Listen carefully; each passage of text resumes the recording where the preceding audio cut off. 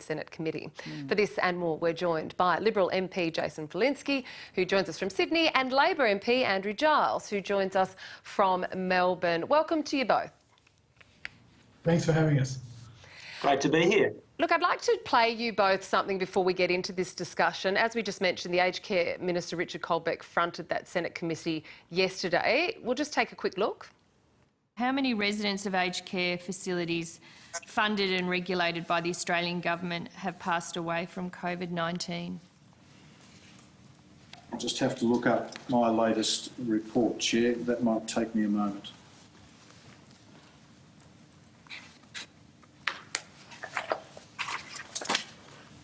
Could an official help if the Minister's not able to? Ms Lavin? 258 care recipients had passed away. Minister, you weren't aware of that number?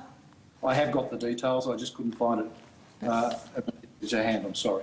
Minister, how many residents of COVID-19 today?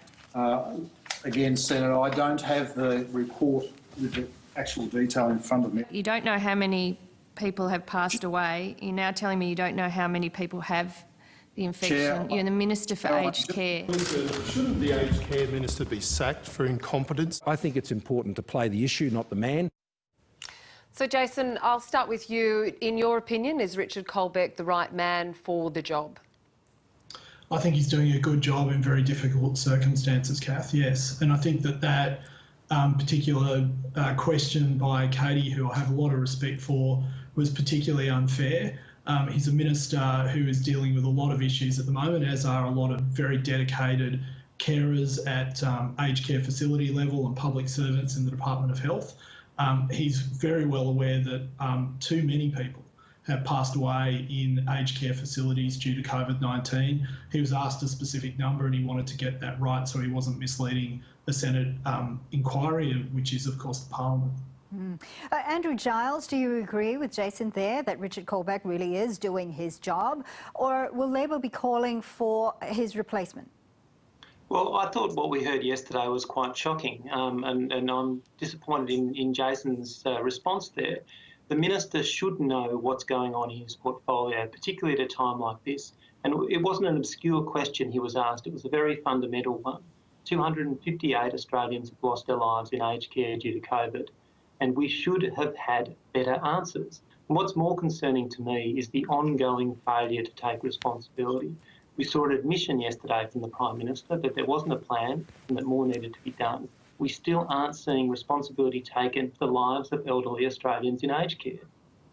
Andrew, the Prime Minister defended his minister saying, let's play the issue and not the man. I mean, do you think that's fair, particularly in light of what, Jason just mentioned, saying that the government is doing a lot in this area? Well, I'm not interested in blame, and Labor is interested in seeing responsibility taken. What we've seen, though, in aged care is that the interim findings of the Royal Commission haven't been listened to by the government. The tragic experience of Sydney in Newmarch House and Dorothy Henderson Lodge weren't listened to by the government. They didn't come up with a plan. For example, the wearing of face masks in Victorian aged care facilities was made mandatory much too late. We've seen a litany of failures, and that is being followed up by a litany of excuses. It's time for the Prime Minister to take responsibility for this. Jason, throughout the Royal Commission on Aged Care and throughout the Senate committee hearings as well, we've seen government officials often come across as defiant, come across as defensive. They're saying, well, this could not have been foreseen. Surely, when so many lives have been lost, and as of Thursday, 285 people in residential care have died from this virus, surely when so many lives have been lost, some sort of show of attrition, some sort of show of sympathy or taking on responsibility needs to be displayed. Look, Faz, you're right. I absolutely agree with you. I have to say, and I have to say I've been disappointed by the behaviour of the Royal Commission during this period. They were given a lot of information that demonstrated that what they were saying was just frankly untrue. But you are right. What has occurred in aged care has not been great. In fact, it's been terrible. And for the families involved, I can only imagine the heartache that they're feeling. My own family has a father in aged care, not my own, I stress, and they're going through this at the moment. And so we feel a lot of empathy for what people are going through. What is going on in aged care, of course, is a microcosm of what is going on in society more generally. When there's community transmission, it is very difficult to keep it out of aged care facilities, as we saw in New South Wales, as we are now seeing in Victoria. We are learning lessons as we go along. I think not just in aged care, across all of Australian society, we're learning that, and I think globally we're learning that as well. The federal government has put 10 million masks out there. We've provided almost 5 million gloves. We've done a whole bunch of things to ensure that aged care facilities are able to deal with this. We've committed $850 million to the sector to help them through this period. You are absolutely right, though, when you say that this, all levels of government, including the federal government, need to show that we understand what is going on, not play, as Andrew says, the blame game, but take responsibility, move forward as quickly as we possibly can, and react and respond to issues as they emerge. That is what we are trying to do. Sometimes we get it right, sometimes we don't, but we are trying to learn every single day and make sure that the people who are in aged care are as protected as we possibly can protect. So, Jason, if we can move on to the issue of borders, we've seen the closure of state and territory borders impacting dramatically in some cases across different sectors, farming, business, health. The PM yesterday has asked the HPPC to come back with the definition of a hotspot. Is that going to fix the problem?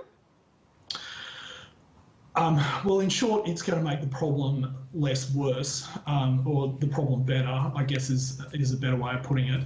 But no, the only way that this will be fixed, as everyone keeps saying, is when a reliable vaccine emerges and that is deployed across large parts of our community. Until then, we will continue to deal with this as best we can.